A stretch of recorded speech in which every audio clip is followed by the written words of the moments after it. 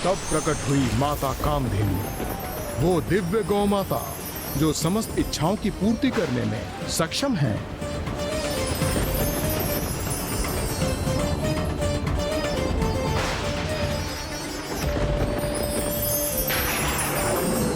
प्रणाम माता कामधेनु। प्रणाम कामधेनु माता। माता कामधेनु को ऋषि मुनियों को प्रदान किया गया, जिससे उसके दुग्ध से उत्पन्न घृत का यज्ञ एवं अन्य धर्म कर्म की विधियों में उपयोग हो सके। जय श्री हरिनारायण।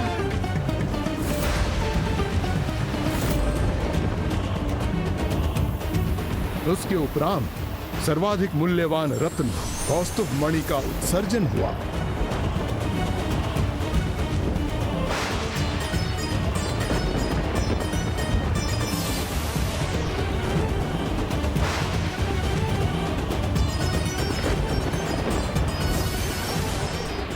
श्री हरि नारायण ने सागर मंथन में जो सहायता की थी, उसके लिए उन्हें कौस्तुभ रत्न प्रदान किया गया।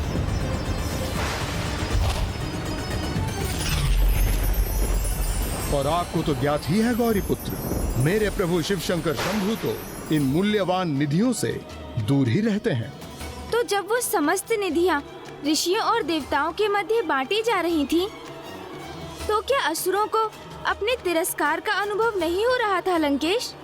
नहीं गौरी पुत्र, असुरों को शांत रखने के लिए उन्हें भी तो मंथन से प्राप्त हुए कई रत्न आदि दिए जा चुके थे, किंतु वो तो श्रेष्ठतम निधि की प्रतीक्षा में ही स्वयं को संयमित रखे हुए थे।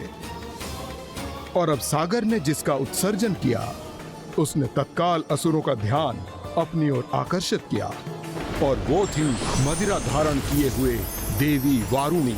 और फिर जैसे ही असुरों ने उन्हें देखा, उन्होंने उस पर अपना अधिकार घोषित करना आरंभ कर दिया।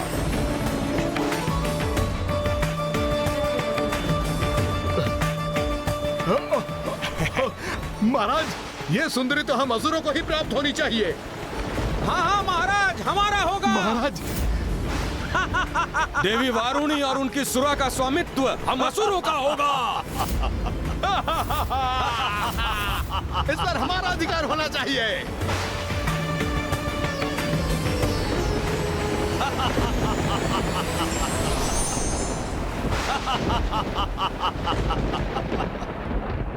कुवृत्तियाँ जिनका स्वभाव है, वो असुर मादक सुरा के प्रति आकर्षित हुए,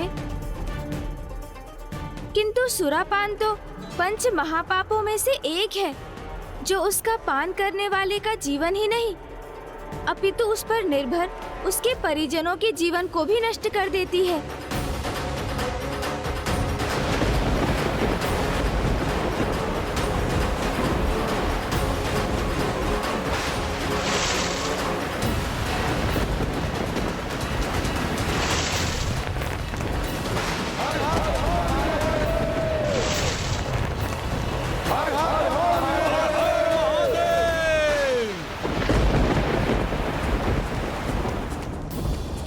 गौरी पुत्र, सुरा के उपरांत जो निधियां प्राप्त हुईं, वो इस प्रकार हैं।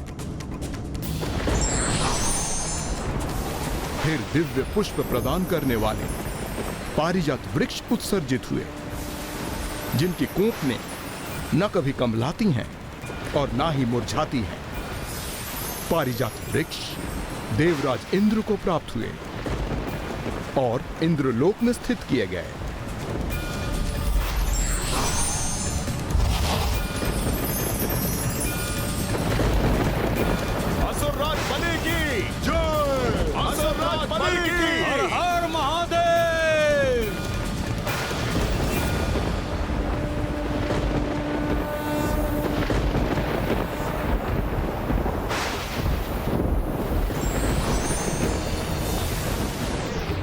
फिर प्रकट हुए दिव्य कल्प वृक्ष, जो किसी भी कामना को पूर्ण कर सकते हैं। देवता ही उन्हें प्राप्त करने के अधिकारी बने, और कल्प वृक्ष को भी स्वर्ग में ही स्थित किया गया।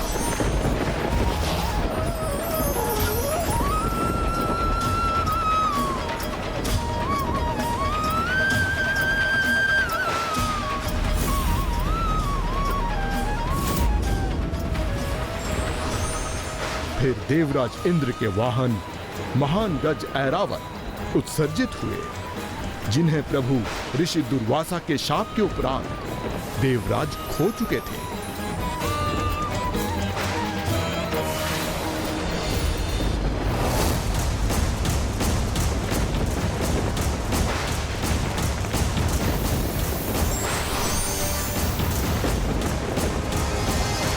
ऐरावत के पश्चात एक अन्य दिव्य पशु उच्च श्रवा उत्सर्जित हुए, और तब असुरों की बढ़ती अधीरता का ध्यान कर देवराज इंद्र ने उच्च श्रवा को असुरराज बलि को भेंट कर दिया।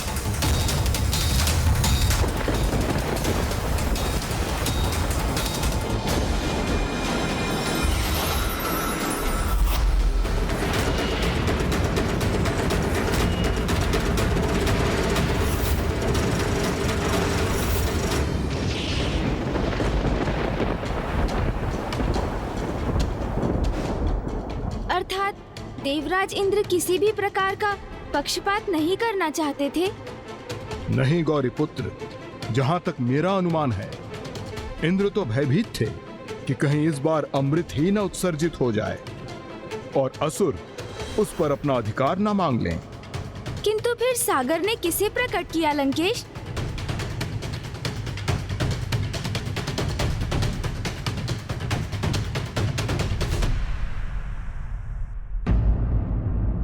जो परमार्थी और दया के सागर होते हैं, वो भीषण से भीषण संकट आने पर भी संसार को कोई क्षति नहीं पहुंचने देते।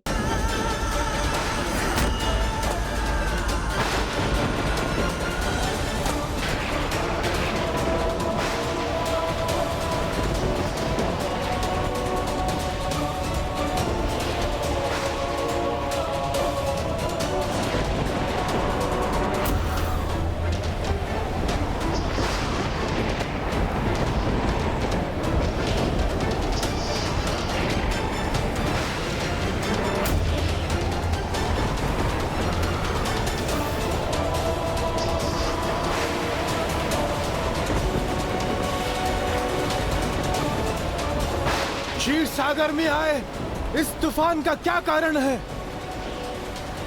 इस तूफान की स्थिति में हम समुद्र मंथन कैसे करेंगे? अब ये नवीन संकट क्या है?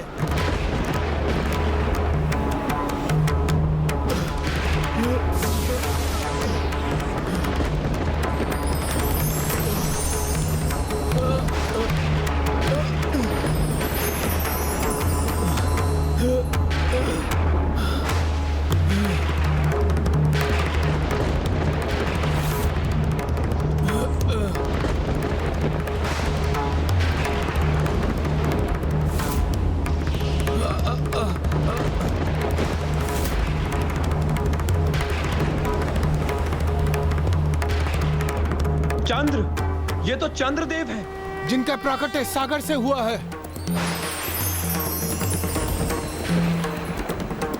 इन्हीं के प्रभाव के कारण क्षीर सागर में ज्वार की स्थिति उत्पन्न हुई है।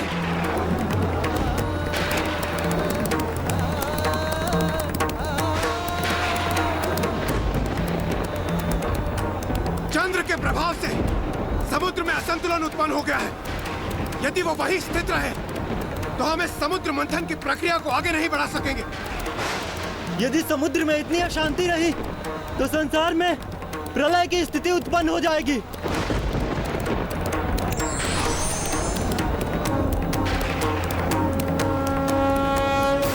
चंद्रदेव, कृपा कर अपनी ऊर्जा को नियंत्रित कीजिए। अपने प्रभाव को शांत कीजिए चंद्रदेव। शांत हो जाइए चंद्रदेव, अन्यथा सागर मंथन यहीं रुक जाएगा। हमारी गुहार सुनिए चंद्रदेव, इस स्थिति को विकट होने से बचा लीजिए। संकट की इस अवस्था में सागर मंथन सर्वथा असंभव हो गया है। नहीं देवराज, जब तक समुद्र से अमृत उत्सर्जित नहीं होता तब तक ये मंथन हम कदापि नहीं रोकेंगे। और यदि तुम में से किसी भी देवता ने रुकने का प्रयास किया तो प्रलय के पूर्व ही तुम्हारी मृत्यु होगी। हाँ हाँ, ऐसा ही होगा। जो भी देवता रुकेगा उसका अंत होगा। बलि की जय। ये असुर तो अमृत प्राप्त करना चाहते हैं, यदि अमृत इनके हाथ लग गया तो अनर्थ हो जाएगा। किंतु अमृत की सुरक्षा और असुरक्षा के विचार का औचित्य भी तो तभी है जब समुद्र मंथन संभव होगा। इसके लिए हमें चंद्रदेव तक अपनी गुहार पहुंचानी होगी।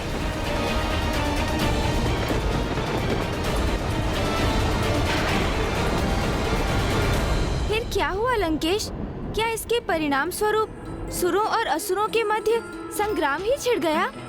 स्थिति तो कुछ ऐसी ही उत्पन्न हुई थी गौरीपुत्र, किंतु फिर समय रहते ही कुछ ऐसा घटित हुआ जो सर्वथा अद्भुत था।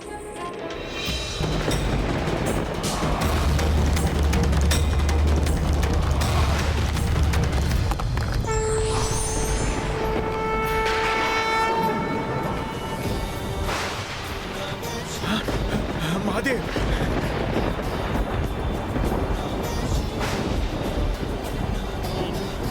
प्रणाम महादेव।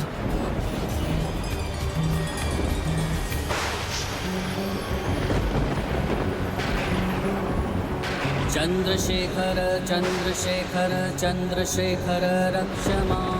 चंद्रशेखर चंद्रशेखर चंद्रशेखर पाहि मां। रत्नसानुशरासनं। चंद्रशेखर चंद्रशेखर चंद्रशेखर रक्ष मां। चंद्रशेखर चंद्रशेखर चंद्रशेखर पाहि मां। रत्नसानुशरासनं। रजताश्रीनिकेतनं। सिर्नीकृतपगिरमच्युतायन सायकां। क्षिप्रदक्त्रिदिवालयैरभिवन्दितं चन्द्रशेखरमाश्रये।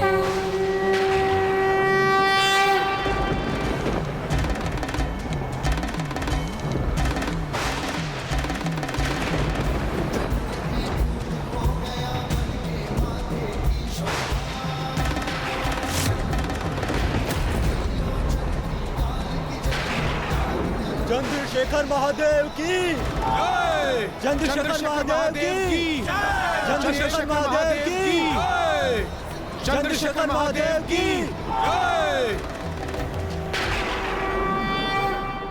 अर्थात प्रभु महादेव ने विषाक्त हलाहल से सृष्टि की रक्षा की और नीलकंठ महादेव कहलाए। उसी प्रकार प्रभु महादेव चंद्र की शीतल ऊर्जा की रक्षा करने के लिए भी प्रकट हुए और चंद्रशेखर नाम भी स्वीकार किया। और उनके ऐसा करने पर ही पुनः समुद्र मंथन की प्रक्रिया आरंभ हो सकी। और इस बार मंथन के परिणाम स्वरूप जिनका प्राकट्य हुआ, देवताओं के अतिरिक्त किसी अन्य को भी उनकी प्रतीक्षा थी।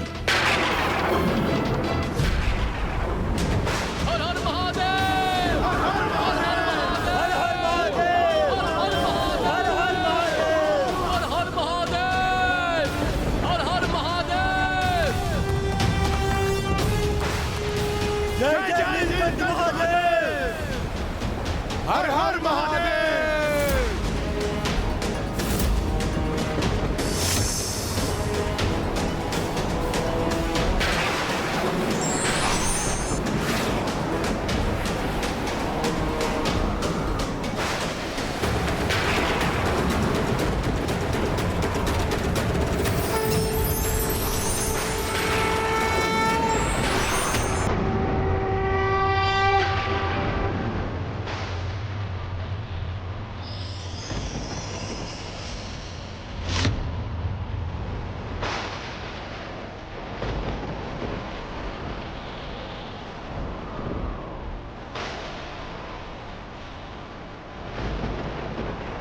राम माता लक्ष्मी।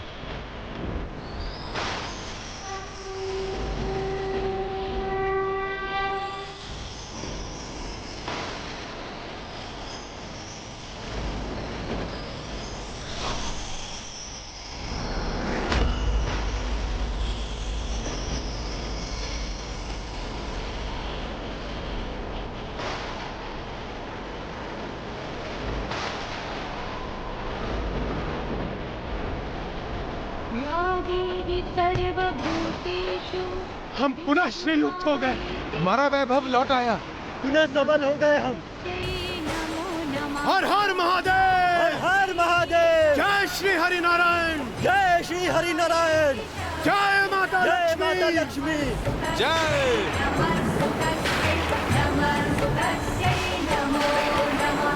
या देवी सर्वभूतेषु प्रणाम प्रभु। नमस्तस्यै नमो नमः। महाराज, ये तो हमारे लिए सर्वथा उचित रहेगी। हम इस सुंदर स्त्री को अपने साथ ले जाएंगे। नहीं मेरे असुरों, देवी लक्ष्मी के सौंदर्य से भ्रमित ना हो। अपने लक्ष्य पर स्थित रहो। मात्र और मात्र हमें अमृत चाहिए।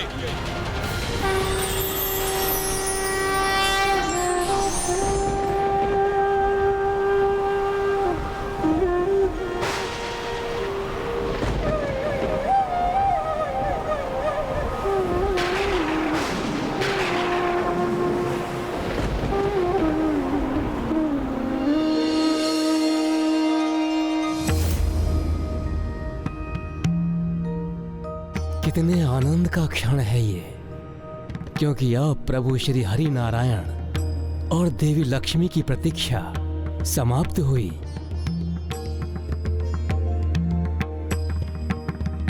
इनका पुनर्मिलन इनके विवाह से ही पूर्ण होगा।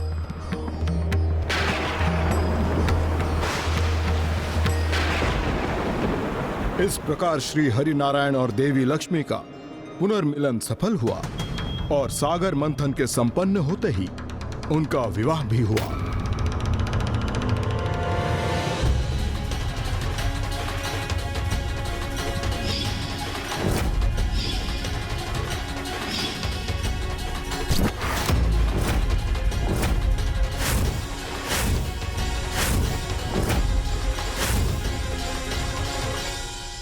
अब आप किन विचारों में डूब गए हैं गौरी पुत्र?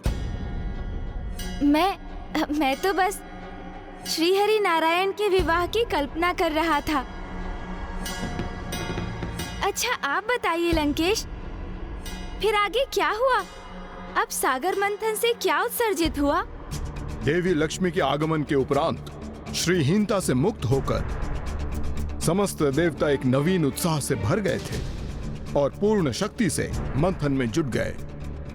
असुरों ने भी अपने उत्साह और शक्ति से समुद्र मंथन में देवताओं का साथ दिया और फिर वो क्षण आ ही गया जिसकी प्रतीक्षा असुरों और देवताओं को बड़ी आतुरता से थी।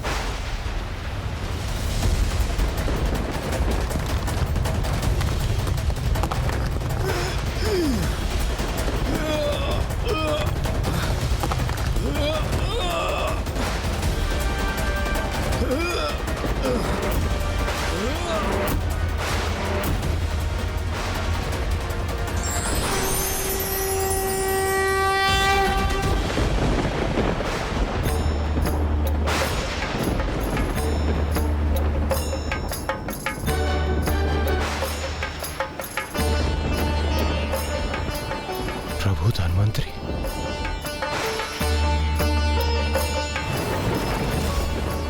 अमृत अमृत अमृत प्राप्त हो गया हमें। अमृत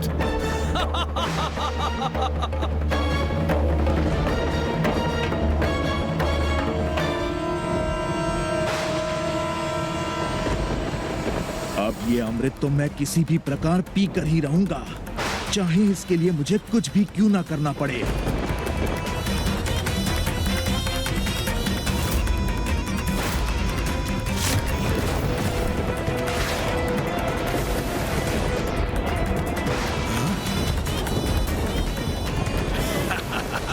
बस अब अमृत मुझे प्राप्त होने ही वाला है।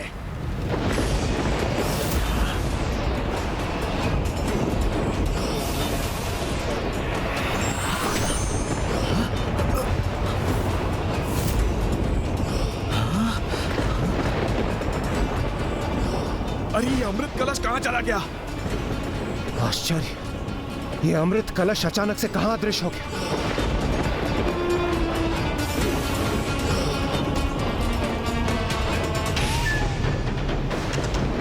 देवताओं, बताओ हमें अमृत कलश कहाँ गया? असुरों, तुमने क्या किया अमृत कलश के साथ? ये तो एक अत्यंत ही विकट स्थिति उत्पन्न हो गई थी देवताओं के लिए लंकेश, कि अमृत कलश कहाँ लुप्त हो गया।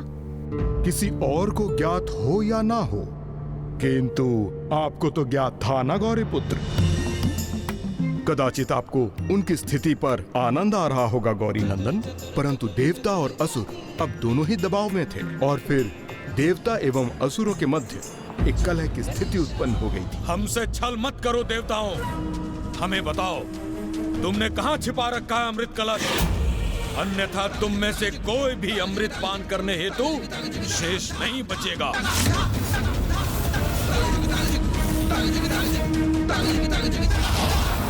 मरण रहे असुरों, हम देवता अब श्रीहीन नहीं रहे, इसलिए हमें कम आंकने की भूल मत करना। बताओ कहाँ है अमृत कलश, उत्तर दो, अन्यथा बहुत बड़ा अनिष्ट हो जाएगा।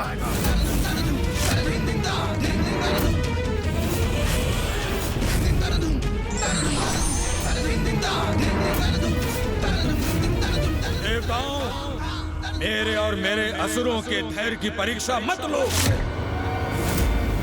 मुझे बताओ कहाँ है कलश, कहाँ है अमृत कलश? तुम हमें बताओ असुरों, कहाँ है अमृत? हर हर महादेव, असुरराज बलि की। न वो देवताओं के पास है, न असुरों के पास। सुखिनः सर्वे सन्तु निरामया, सर्वे भद्राणि पश्यन्तु मा कश्चित् दुःखभाग् भवेत्। ओम। वो तो किसी और की ही इच्छा से अदृश्य हुआ है। पृथ्वी शान्तिरापः शान्तिरोषधयः शान्ति। न असुरों ने और न ही देवताओं ने, दोनों ने महागणाधिपति जी की पूजा नहीं की थी। ब्रह्म शान्तिः सर्व शान्तिः। तो आप दोनों को बिना विघ्न के अमृत कलश कैसे प्राप्त हो सकता है? शान्तिरेधि। ओम। इस विघ्न से मुक्त होना चाहते हैं तो विघ्नहर्ता प्रथम पूज्य गणेश की पूजा कीजिए।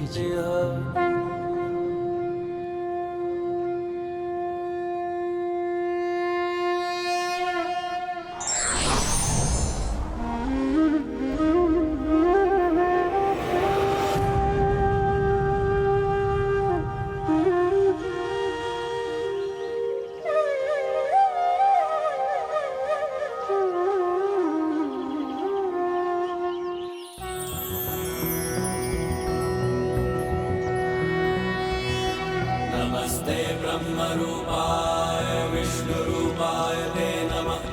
नमस्ते रुद्ररूपाय करिरूपाय ते नमः। विश्वरूप स्वरूपाय नमस्ते ब्रह्मचारिणे।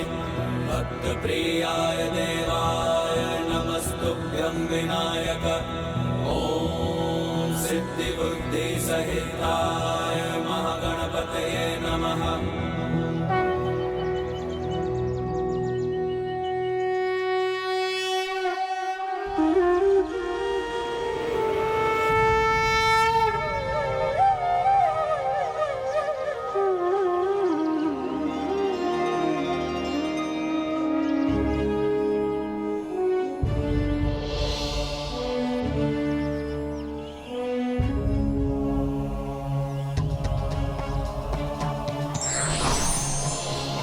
सिन्दूरवर्णं द्विभुजं गणेशं लम्बोदरं पद्मदले निविष्टं ब्रह्मादिदेवः परिसेव्यमानं सिद्धैर्युतं तं प्रणमामि देवं। सिन्दूरवर्णं द्विभुजं गणेशं लम्बोदरं गणेशं लम्बोदरं पद्मदले निविष्टं ब्रह्मादिदेवः परिसेव्यमानं सिद्धैर्युतं तं प्रणमामि देवं। सिन्दूरवर्णं द्विभुजं गणेशं लम्बोदरं पद्म समुदले निविष्टम् ब्रह्मादिदेवः परिसेव्यमाननं सिद्धयुतं तं प्रणमामि देवम्। तो वहां उस उदर के भीतर है अमृत कलश। अब हम असुरों को इस अमृत कलश को प्राप्त करने से कोई नहीं रोक सकता।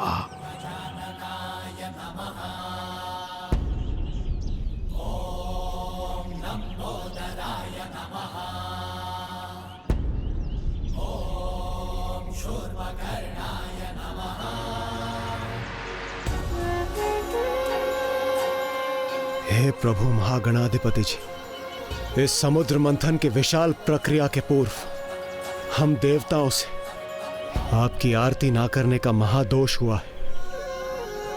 उसके लिए हमें क्षमा कर दीजिए प्रभु। क्षमा कर दीजिए प्रभु। कल्याण हो।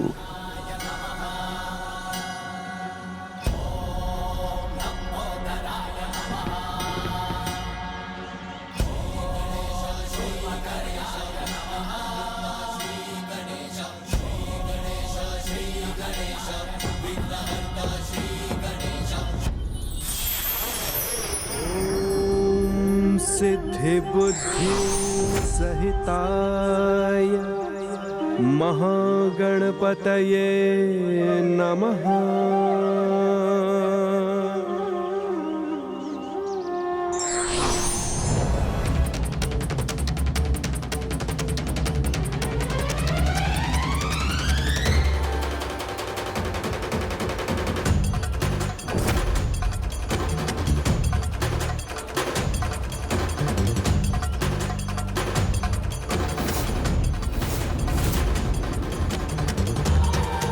ये असुर तो धन्वंतरी जी के निकट जा पहुंचे हैं। हमें शीघ्र ही कुछ करना होगा। इन असुरों का इतना तो साहस। देवगण,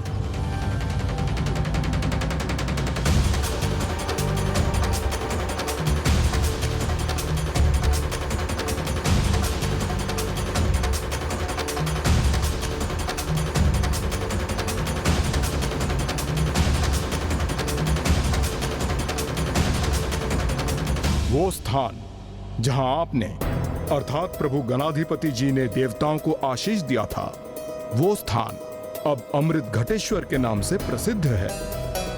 उसी स्थान पर ऋषि मार्कंडेय ने प्रभु शिव शंकर शंभु की तपस्या कर जीवन दान प्रदान किया था।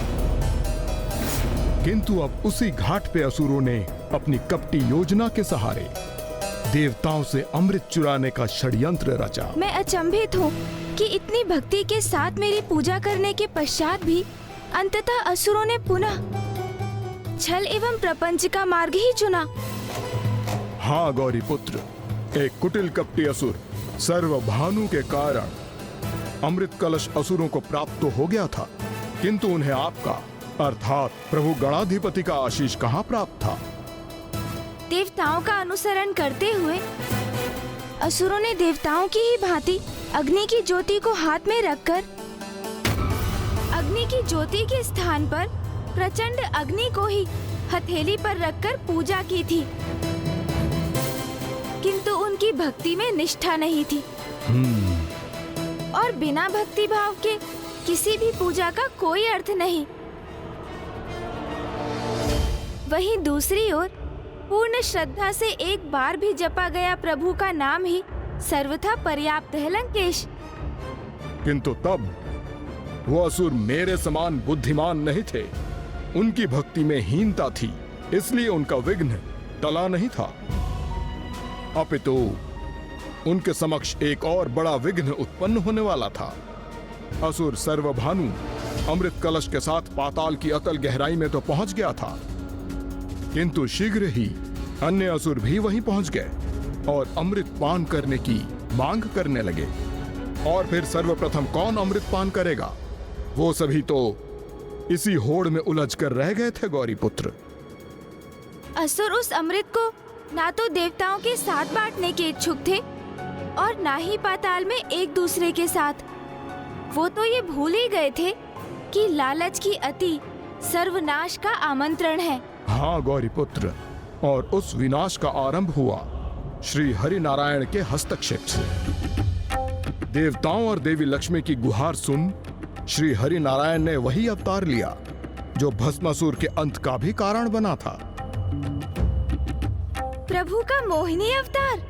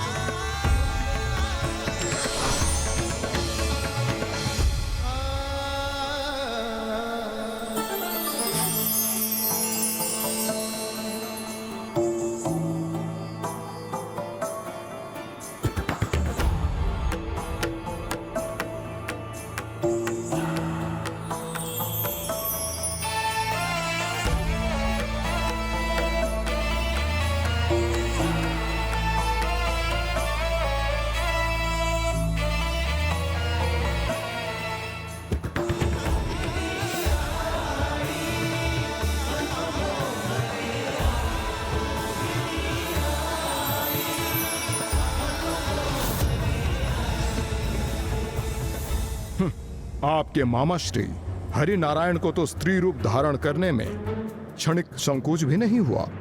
किंतु उसमें अनुचित क्या है लंकेश? पुरुष के भीतर उसका स्त्री रूप ही उसकी शक्ति होता है। और सत्य तो ये भी है कि पुरुष रूप में महादेव की शक्ति श्री हरि नारायण बनकर प्रकट होती है और स्त्री रूप में माँ पार्वती बनकर। और अब महादेव की ही शक्ति श्री हरि नारायण के माध्यम से एक भिन्न अर्थात मोहिनी अवतार के रूप में प्रकट हुई थी। तो माया और मोह का प्रयोग कर असुरों को प्रलोभन देकर उनसे अमृत प्राप्त करने हेतु श्री हरि नारायण ने अपना मोहिनी अवतार रचा था।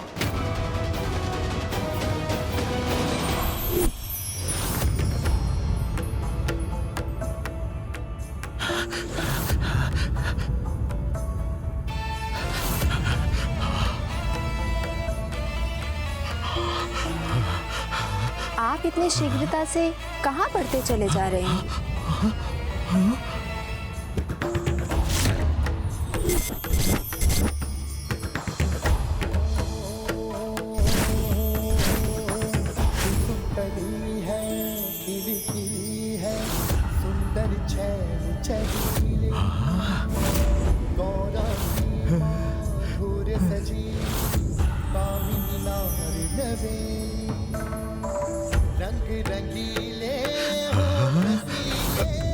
अद्वितीय अद्भुत सौंदर्य है सुंदरी का। जो देखे कोई तन मन जीवन हारे। वो रहा अमृत कलश, ये हमारा है।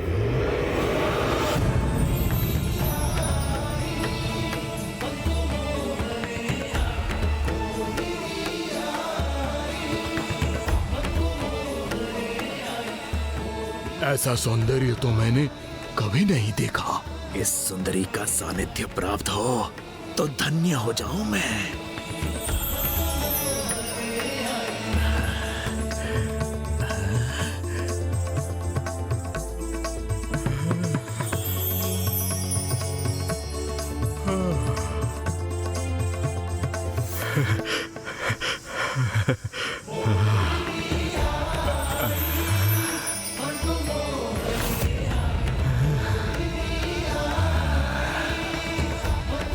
आप सभी इस अमृत का पान करने हेतु एक दूसरे से संघर्ष कर रहे हैं, किंतु ये कितनी लज्जा की बात है। ये सुंदरी कह रही है तो उचित ही कह रही होगी।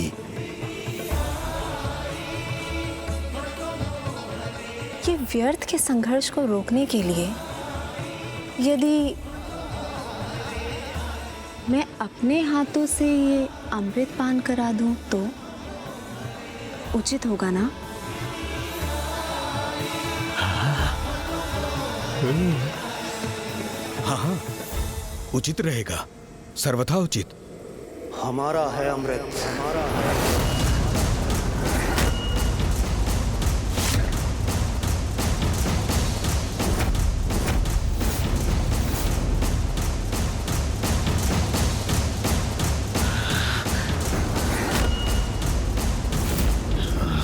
हमारा है अमृत और हम देवता इसे लेने आए हैं।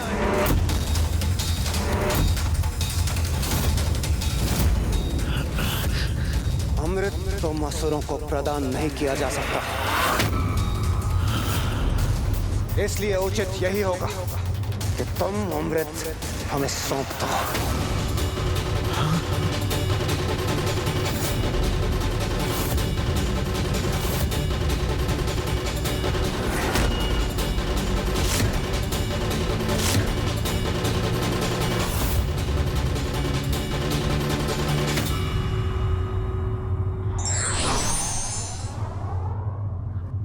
प्रत्येक पुरुष के भीतर एक स्त्री और एक स्त्री के भीतर पुरुष की शक्ति समाहित होती है, इसलिए दोनों को समान ही माना जाना चाहिए।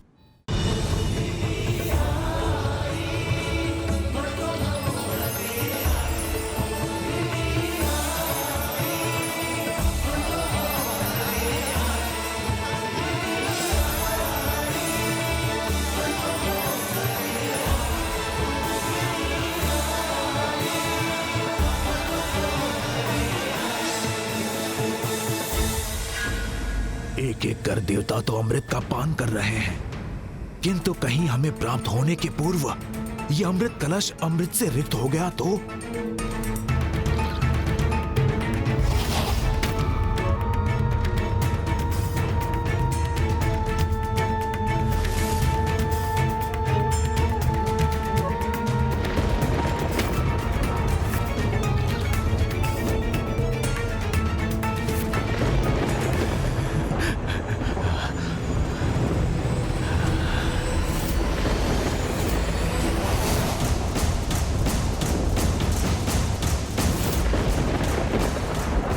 ये देवता नहीं है।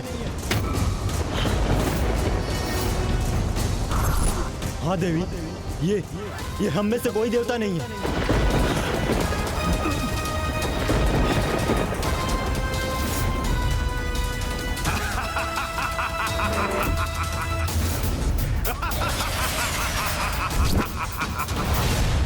अमृत पान कर लिया मैंने।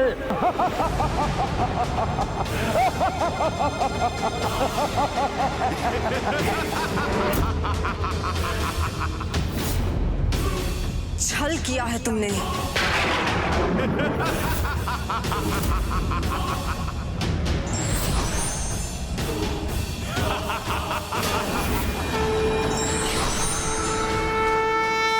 अब आप कुछ भी नहीं कर सकते, कोई क्षति नहीं पहुंचा सकता मुझे, क्योंकि अमृत पान कर लिया मैंने।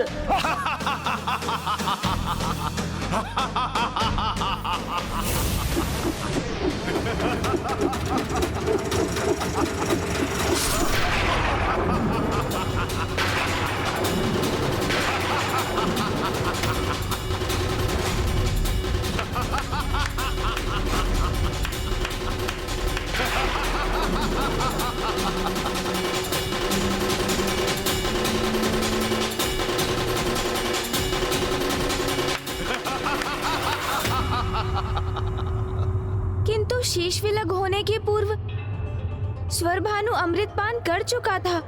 हाँ गौरी पुत्र, और इसीलिए उसका अंत नहीं हुआ था। उसके शरीर और उसके शीश जीवित शेष थे, और उसी दिन से सर्वभानु के शीश का नाम पड़ा राहु, और उसके शरीर का नाम हुआ केतु। और आज तक राहु सूर्य और चंद्रदेव के प्रति शत्रुता का भाव रखता है, और उन्हें प्रभावित कर सूर्य और चंद्र ग्रहण उत्पन्न करता है, क्योंकि उन्हीं दोनों के कारण ही तो पूर्व के स्वर भानु की योजना विफल हुई थी। और अन्य असुरों का क्या हुआ दशानन? वो अमृत पान से रुकने पर कैसे तैयार हुए? वो कहां तैयार हुए, और वो स्थिति एक युद्ध में परिवर्तित हो गई। किंतु अब तो देवता पुनः यथावत हो गए थे। नारायण के छल के कारण और श्रीयुक्त होकर उन्हें बल और अमरत्व दोनों पुनः प्राप्त हो गए थे। इसलिए उन्होंने सरलता से असुरों को पराजित कर स्वर्ग असुरों से छीन लिया।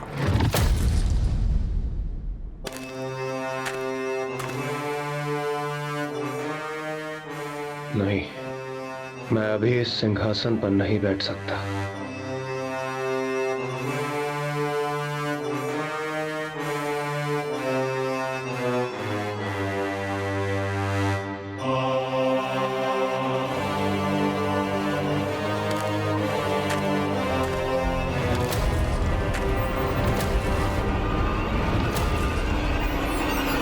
विजय प्राप्ति के उपरांत भी इंद्रदेव अपने सिंहासन पर स्थित क्यों नहीं हुए? क्योंकि तब प्रथम बार उनकी बुद्धि उनका साथ दे रही थी। सिंहासन ग्रहण करने के पूर्व वो ऋषि दुर्वासा का आशीर्वाद लेना चाह रहे थे। सृष्टि के आप ही नाथ, शिव शंभो जय भोलेनाथ। लंबी आप सभी अब उचित मार्ग पर लौट आए हैं देवगण और देवराज इंद्र। यह आपका अनुशासित आचरण ही है जिसके कारण आप सिंहासन पर स्थित होने के पूर्व मुझसे आशीष प्राप्त करने यहाँ पधारे हैं।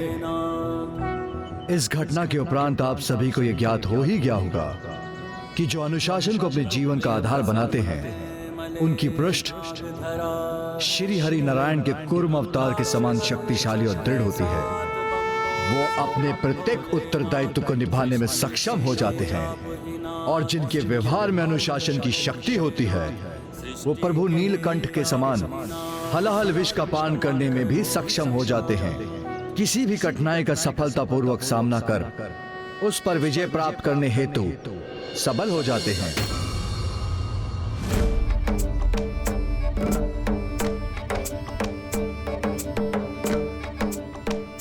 अब मेरा आशीष आपके साथ है, किंतु स्मरण रखिएगा ऐसा तभी तक रहेगा जब तक आप अनुशासन का पालन करेंगे। अद्भुत! प्रभु ऋषि दुर्वासा ने तो देवताओं को आशीष के साथ चेतावनी भी दे दी और ज्ञान भी, जिसके साथ ही उन्होंने उत्तम जीवन का एक नवीन नियम भी स्थापित किया कि अनुशासन जीवन का आधार उसकी शक्ति है, जिसके बिना कभी किसी को सफलता प्राप्त नहीं हो सकती। अब हमें ऋषिवर के दर्शन हेतु उनकी स्तुति आरंभ करनी चाहिए। लंकेश,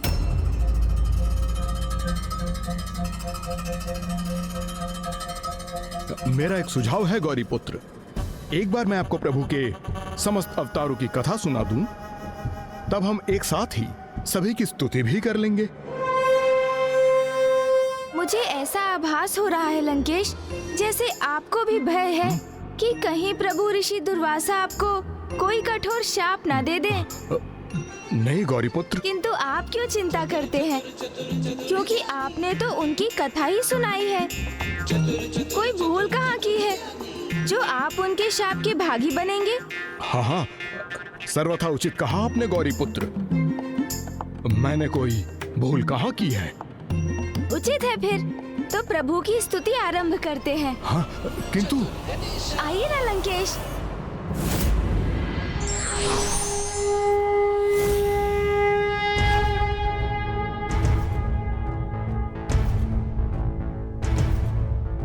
त्रयंबकं सदाशिवं नमामि हे उमापति जय नीलकंठ जय अनंत नमोस्तुते नमोस्तुते। हो भोलेनाथ भक्तों के हो कष्ट से निवारते, ये सृष्टि सारी संकटों से शिव ही है उबारते। ओम नमः शिवाय, ओम नमः शिवाय, ओम नमः शिवाय, ओम नमः शिवाय, ओम नमः शिवाय, ओम नमः शिवाय, ओम नमः शिवाय। त्रयंबकं सदाशिवं नमामि हे उमापति जय नीलकंठ जय अनंत नमोस्तुते नमोस्तुते। हो भोलेनाथ भक्तों के हो कष्ट से निवारते, ये सृष्टि सारी संकटों से शिव ही है उबारते। नमः शिवाय, ओम नमः शिवाय, ओम नमः शिवाय, ओम नमः शिवाय। प्रणाम प्रभु। मेरा भी प्रणाम स्वीकार कीजिए प्रभु। कल्याण हो।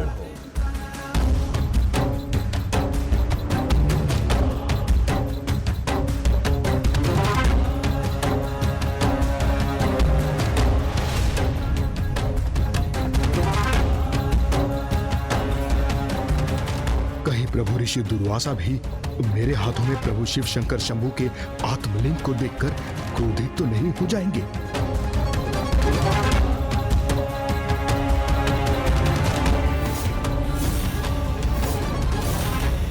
लंकेश, आप तो स्वयं को प्रभु महादेव के महंतम भक्त मानते हैं, जिसने स्वयं प्रभु से उनके आत्मलिंग प्राप्त किया। फिर अनुशासन प्रियता का उदाहरण प्रस्तुत कर अपनी भक्ति का प्रमाण दीजिए मुझे। जब तक मैं और मेरे शिष्य नर्मदा नदी से पावन स्नान कर लौटते हैं, तब तक आप मेरे और मेरे सहस्त्र शिष्यों के लिए भोजन की व्यवस्था कीजिए।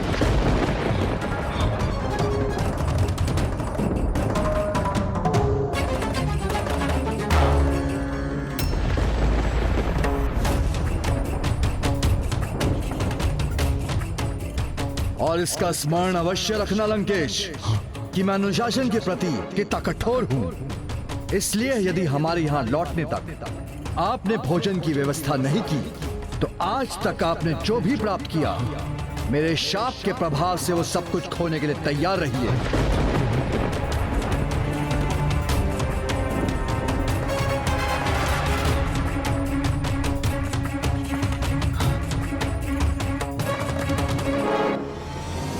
और इसका स्मरण अवश्य रखना लंकेश कि मैं अनुशासन के प्रति कितना कठोर हूं।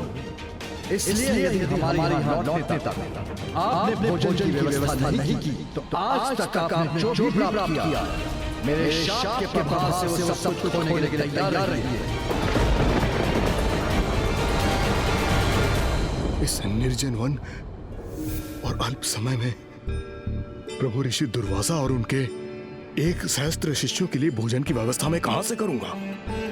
किंतु ऋषिवर और उनके शिष्य यहाँ अतिथि के रूप में पधारे हैं, इसीलिए अतिथि सत्कार के नियम का पालन करने हेतु आपको ये कार्य तो संपन्न करना ही होगा लंकेश।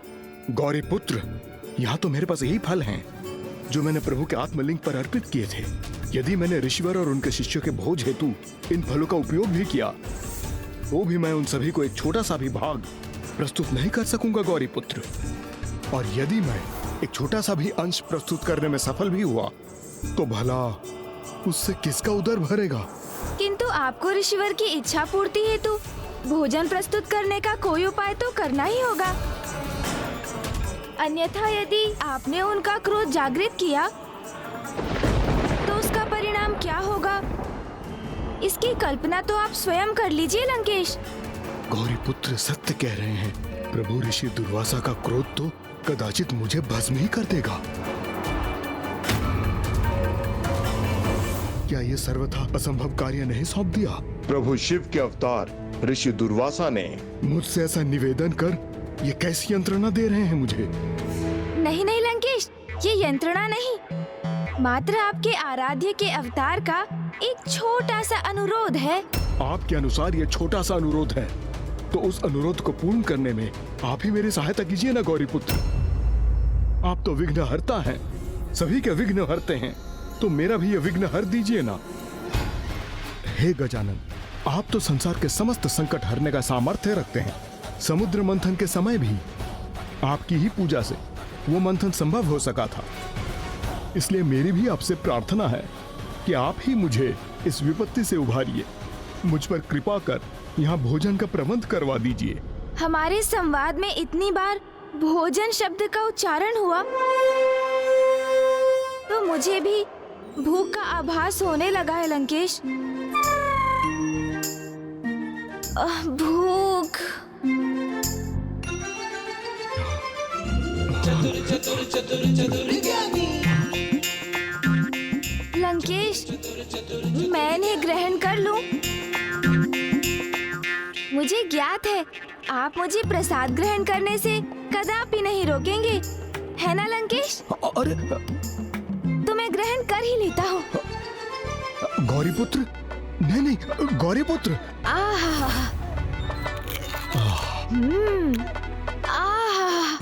अत्यंत स्वादिष्ट।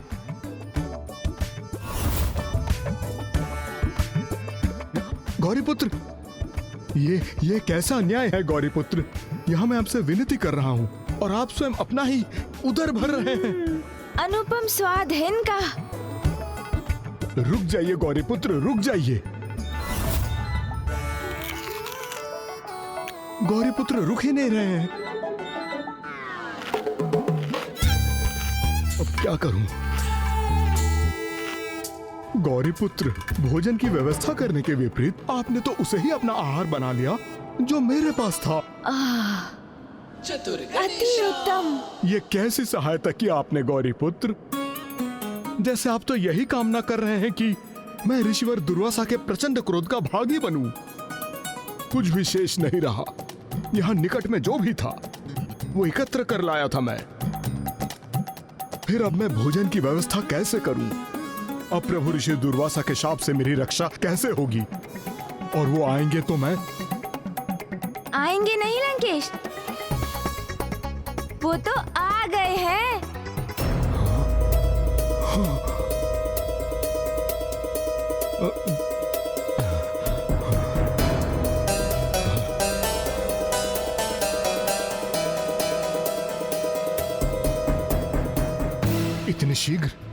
इतने शीघ्र कैसे लौट आए ऋषिवर? अब दंड स्वरूप उनका शाप पाने के लिए तैयार हो जाइए लंकेश।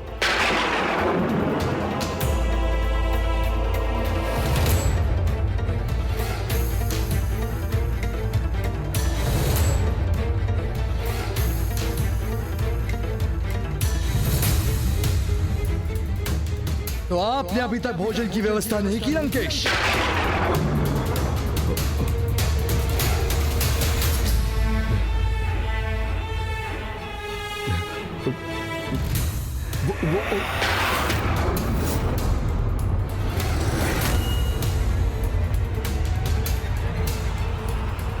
वैसे भी हमारा उधर भर चुका है और तृप्त होने के उपरांत मात्र स्वाद हेतु भोजन करना अन्न का अपमान है जो कभी किसी को नहीं करना चाहिए। अर्थात आपको भोजन की कोई इच्छा नहीं है प्रभु? नर्मदा नदी में पूजा करते समय हमें ऐसा आभास हुआ जैसे स्वयं ब्रह्म स्वरूप प्रभु ने तृप्त होकर हमें भी तृप्त कर दिया हो। और सत्य तो यह है कि हमारी जीवा पर अभी भी इस वन के फलों का स्वाद है।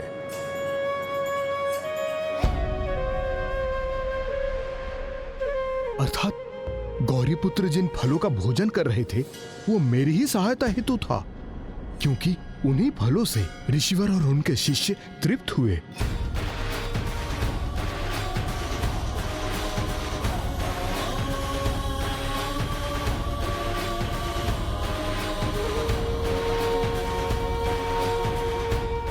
तो ये सब पार्वती नंदन गणेश जी की ही कृपा है।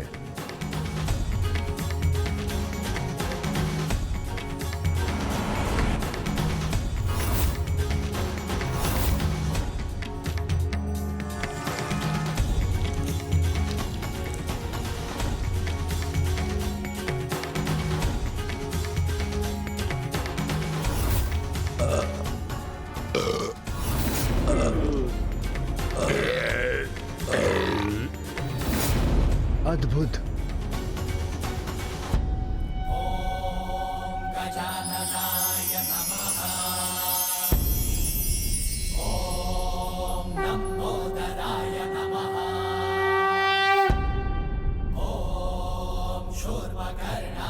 प्रभु,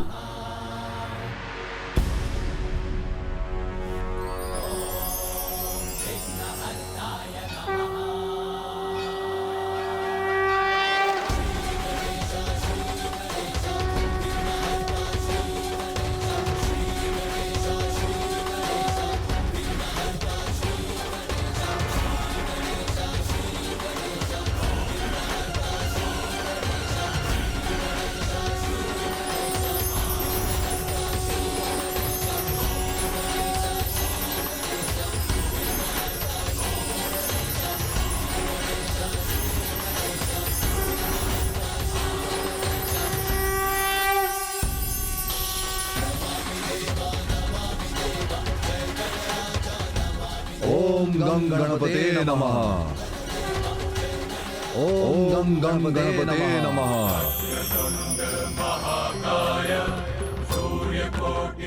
आपका कोटि कोटि धन्यवाद गौरीपुत्र।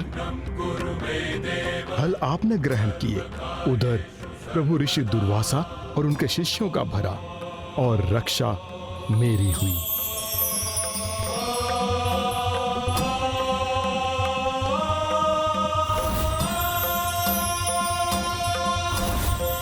ऋषिवर, यदि आप भोजन करने के इच्छुक नहीं हैं, तो आप मुझे अपनी अन्य सेवा करने का आदेश दीजिए।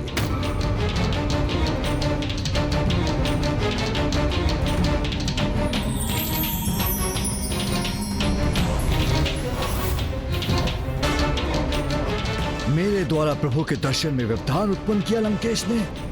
आप जो भी अनुरोध करेंगे उसे लंकेश रावण यथाशीघ्र प्रस्तुत करेगा, क्योंकि मैं तो कुछ भी करने में सक्षम हूं।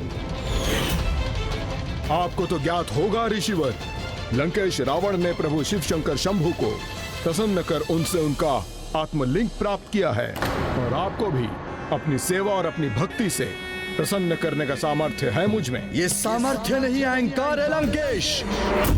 आपके इस अहंकार के लिए आपको दंडित करना अनिवार्य है।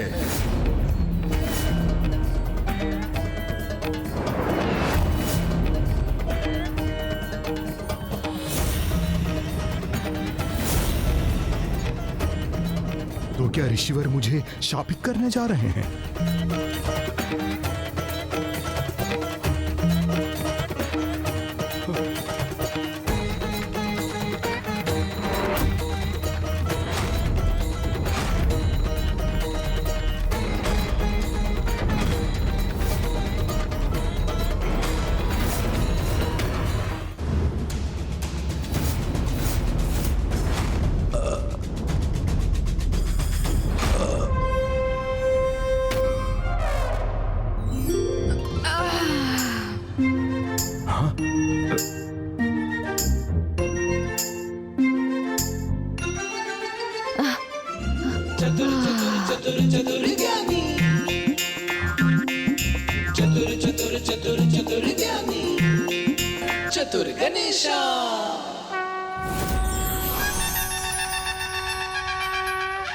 वैसे तो मेरे क्रोध से सदा संसार का कल्याण ही हुआ है, किंतु जब स्वयं प्रभु महागणाधिपति जी यहाँ उपस्थित हैं, तो फिर इस अवस्था में मेरे किसी हस्तक्षेप का भला क्या औचित्य है?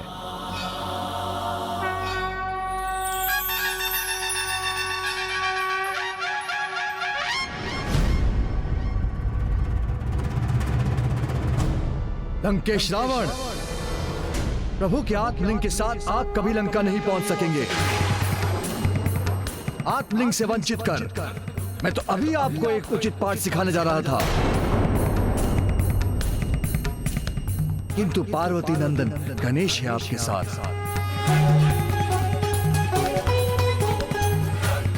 मात्र इसीलिए मैं आपको नहीं रोक रहा हूं।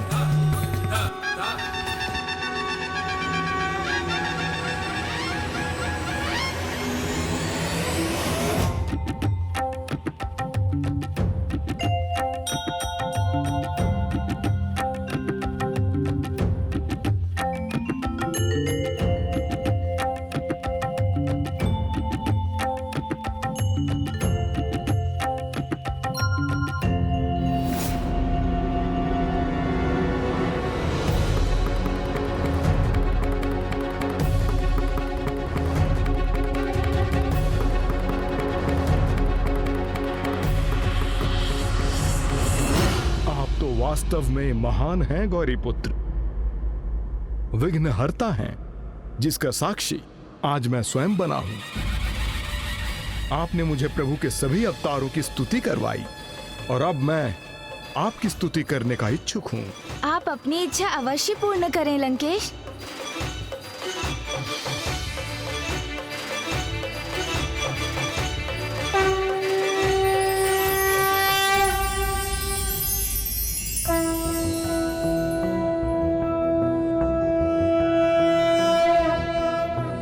प्रणम्यं शिरसा देव गौरीपुत्रं विनायकं भक्तावासं स्मर नित्यं आयुः कामार्थसिद्धये प्रथमं वक्रतुण्डं च एकदन्तं द्वितीयकं तृतीयं कृष्णं पिङ्गाक्षं गजवक्त्रं चतुर्थकं लंबोदरं पंचमं च षष्ठं विकटमेव च सप्तमं विघ्नराजेन्द्रं धूम्रवर्ण तथाष्टकं नवमं भालचन्द्रं च दशमं तु विनायकम् एकादशं गणपतिं द्वादशं तु गजाननम्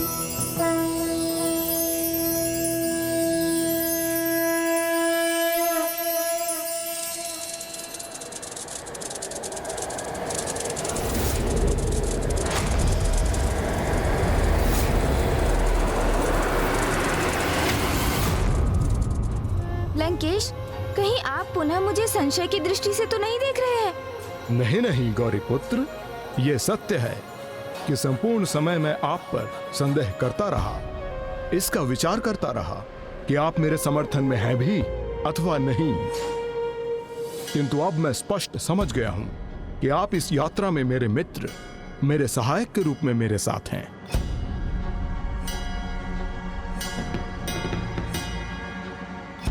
आज का दिवस ढलने में अधिक समय शेष नहीं है गौरीपुत्र, किंतु आज मैं सूर्यास्त के पूर्व प्रभु के आत्मलिंग के साथ लंका अवश्य पहुंचूंगा। ऋषि दुर्वासा का वचन कदापि सत्य नहीं होगा, फिर भले ही कोई भी मेरे समक्ष ही क्यों ना आ जाए। ये वचन आप नहीं, आपका अहंकार बोल रहा है लंकेश, और अहंकार तो सदा ही विनाशकारी होता है। लंकेश, महादेव के एक अवतार की कथा तो मुझे भी ज्ञात है, जिन्होंने ये सिद्ध किया था कि अहंकार सबसे बड़ी आत्मघाती शक्ति है और अपने अहंकार से अहंकारी जीव स्वयं अपना ही विनाश करता है। हाँ गौरीपुत्र, ये तो प्रभु अवधूत की कथा है, जिनके क्रोध से तो इंद्रदेव के अस्तित्व पर ही संकट उत्पन्न हो गया था।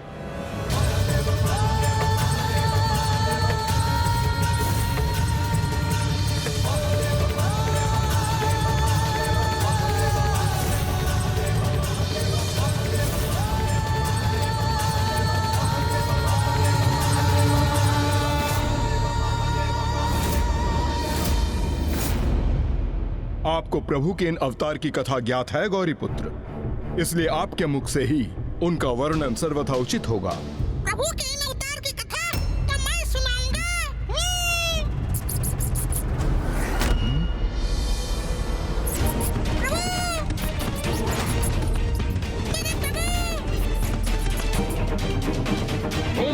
मूषक जी, आप? प्रणाम प्रभु। तुम यहाँ क्या कर रहे हो मूषक?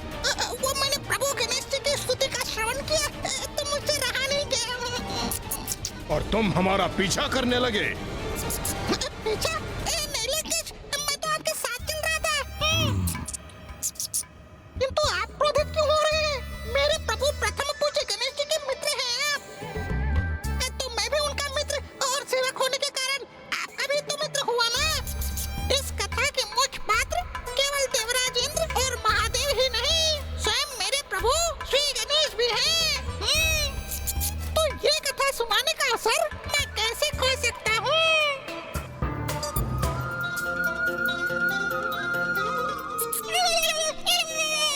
उचित है मूषक जी, आप ही हमें ये कथा सुनाइए।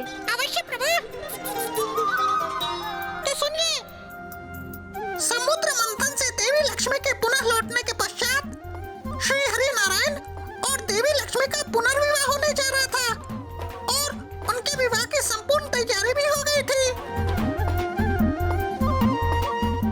सभी उस विवाह समारोह में सम्मिलित होने के लिए अति उत्साहित थे, मेरे प्रभु गणेश जी भी।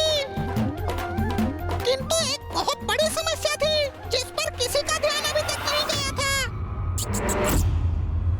क्या था वो मूषक जी, बताइए। यही कि श्री हरि नारायण की ओर से तो मेरे प्रभु गणेश जी को विवाह का निमंत्रण ही नहीं आया था।